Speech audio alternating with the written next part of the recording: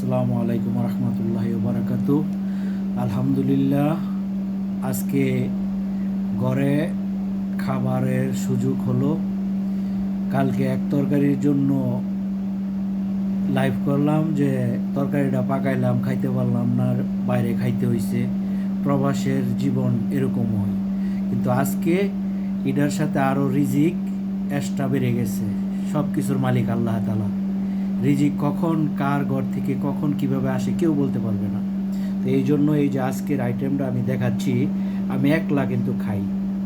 এই যে এটা এক কাতারির ঘর থেকে দিছে, এটা হচ্ছে স্যুপ।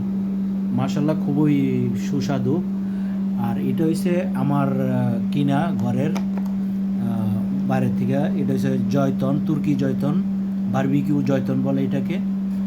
আর এই যে বিরিয়ানি রাইস, তারপরে হইলো মাছ, চিকেন, তারপরে হইলো এই যে আমাদের দেশের ঝালমরিচটা, এটা আরবিকরা মানে তুর্সি বলে, এটা ভিনেগারে ভিজায় রাখে, সেই টেস্ট লাগে।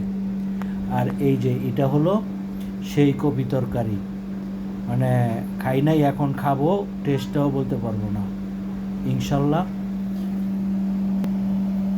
কীরকম আইটেমটা আপনাদের কাছে লাগলো অবশ্যই জানাবেন। আমি আসলে তেমন কিছু বলতে পারি না, মানে নতুন তো ফেসবুকে। তো সবাইকে আমার, নতুন এবং পুরাতন বুঝি না, সবাইকে আমার তরফ থেকে দোয়া ও ভালোবাসা রইল। সবাই সবাইকে ভালোবাসা দিয়ে যাবেন।